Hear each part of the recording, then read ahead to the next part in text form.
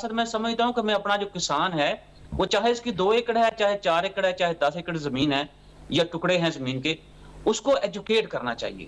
جب تک ہم اس کو ایجوکیٹ نہیں کریں گے، اس کسان کو ہمیں ڈیجیٹلائز کرنا یا مارکیٹ کے ساتھ لنک کرنا وہ بڑا مشکل ہوگا. اچھا آپ اس سلسلے لیکن میں آپ دیکھنا چونکہ چاہیے محقق کہ ہیں جاپان اور کے اندر چین میں بھی آپ نے بہت کام کیا ہے، چین میں بھی بہت چیزیں آپ نے دیکھی ہیں، تو پھر کیا اس ماڈل کو اپنا لیا جائے کہ large land holding will be more efficient? کیونکہ یہ جیسے ابھی بتا رہے ہیں ڈاکٹر شجاعت مبارک صاحب کہ ہندوستان والا ماڈل لاگو نہیں ہوتا، لیکن آپ لوگوں کا بیسک اکنامکس کا ماڈل تو یہی کہتا ہے کہ صاحب اکنامکس آف سکیل ہے، تو یعنی جتنی بڑی لینڈ ہولڈنگ ہوگی اتنا ہی زیادہ ایفیشینٹ آپریشن ہوگا، یا پاکستان میں یہ اس طرح سے لاگو نہیں ہوگا؟ نہیں، ایسا نہیں ہے. مطلب کہ جو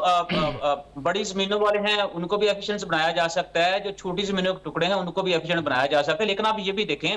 کہ وقت کے ساتھ ساتھ جو بگ لینڈ ہولڈرز ہیں انہوں نے ایگریکلچر سیکٹر کے اندر جو ریسرچ ہو رہی ہے اس میں کتنا وہ انویسٹ کر رہے ہیں. یہ ضروری نہیں ہے کہ گورنمنٹ ہی ہر سیکٹر کے اندر انویسٹمنٹ کرے فار ریسرچ پرپز.